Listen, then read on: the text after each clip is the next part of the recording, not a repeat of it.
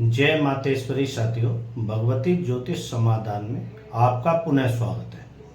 अब हम बात करते हैं राशियों और राशियों के तत्व की। हम पढ़ चुके हैं 12 राशि होती हैं। पहली मेष, दूसरी वृषभ, तीसरी मिथुन, चौथी कर्क, पांचवी सिंह, छठी कन्या, सातवीं तुला, आठवीं वृश्चिक, नौवीं धनु, 10वीं मकर, 11वीं कुंभ और 12वीं मीन। इन राशियों के ये जो नंबर हैं 1 2 3 4 5 6 7 8 9 10 11 12, इनके नंबरों के हिसाब से ही हमारी पूरी जन्म कुंडली में राशियों के नाम को हम समझते हैं और जानते हैं। राशि एवं राशि के तत्व, इनको 4 श्रेणी में बांटा गया है। पहला है अग्नि तत्व, दूसरा है पृथ्वी तत्व, तीसरा है वायु तत्व और चौथा है जल तत्व। इनको याद रखने के लिए एक बहुत सरल तरीका है कि हम अपने हाथ की चारों उंगलियों पे इनको याद कर सकते हैं। अब हम बात करें, पहली उंगली को हम अग्नि मान लेते हैं, दूसरी उंगली को हम पृथ्वी मान लेते हैं, तीसरी उंगली को हम वायु मान लेते हैं और चौथी उंगली को हम जल मान लेते हैं। यहां पर हमें करना क्या है, सीक्वेंस में इनके नाम लिखने हैं, इनके नंबर लिखने हैं। कहां से चालू करेंगे, अंगूठे को छोड़ देते हैं, नीचे के पहले पोर पे यहां लिखते हैं 1, यहां लिखते हैं 2, यहाँ 3, यहाँ 4, यहाँ 5, यहाँ 6, यहाँ 7, यहाँ 8, 9, 10, 11, 12। अगर आप देखेंगे तो यहाँ पर जो है ये तत्व बढ़ चुके हैं, यानी कि पहली राशि मेष, पांचवी राशि सिंह और 9वीं राशि धनु, ये अग्नि तत्व हैं। दूसरी राशि वृषभ, छठी राशि कन्या, 10वीं राशि आपकी मकर, ये पृथ्वी तत्व हैं।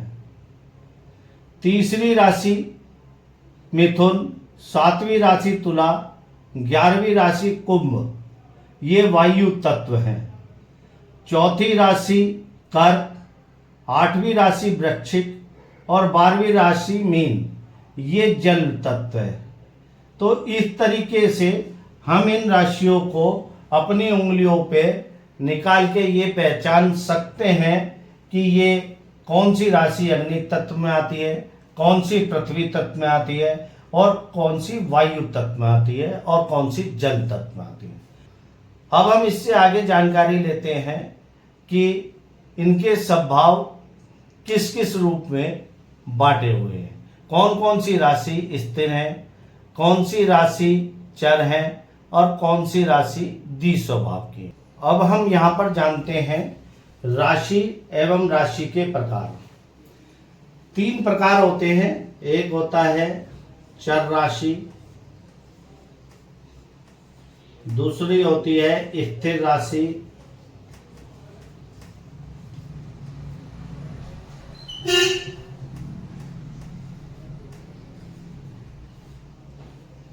तीसरी होती है द्विस्वभाव राशि।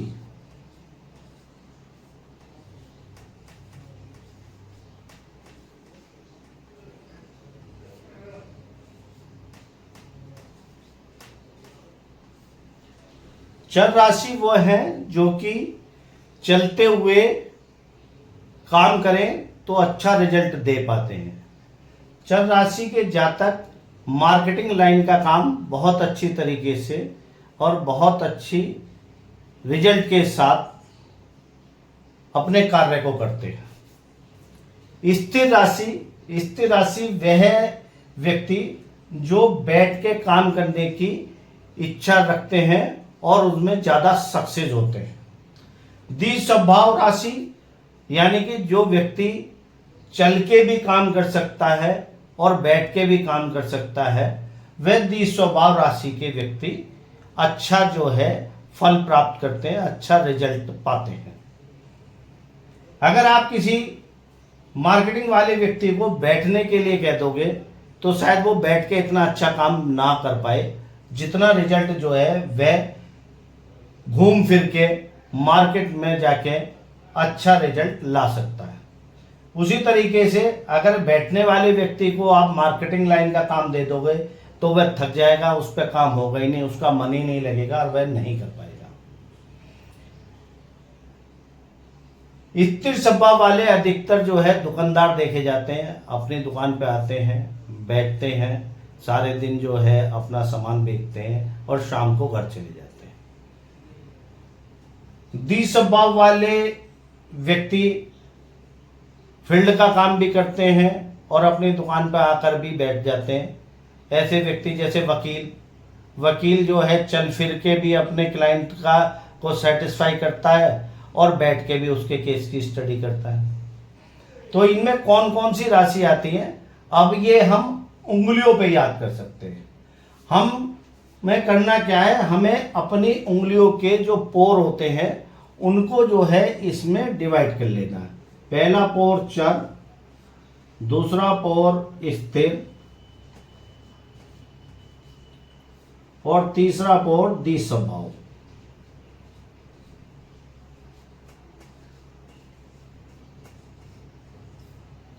ठीक है, क्लियर है।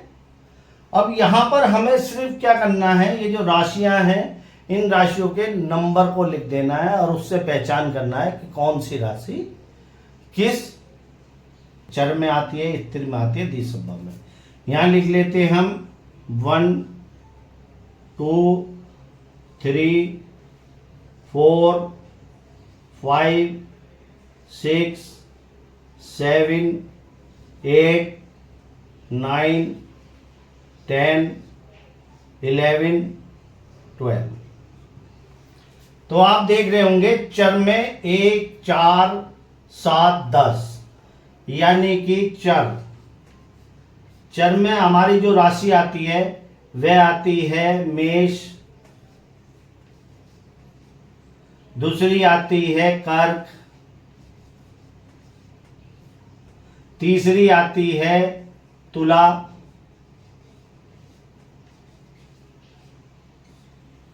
और मकर।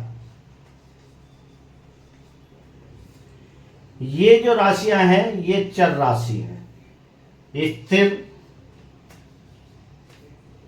स्थिर राशियों में अगर हम नंबर को देखेंगे तो 2 5 8 11।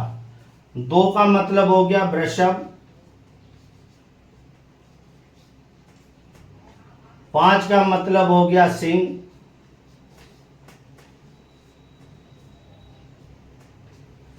8 का मतलब हो गया वृश्चिक,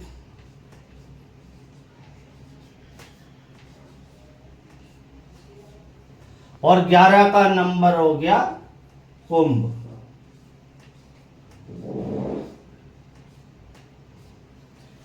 यानी कि स्थिर में वृषभ, सिंह, वृश्चिक और कुंभ। अब बचती हमारी द्वि स्वभाव।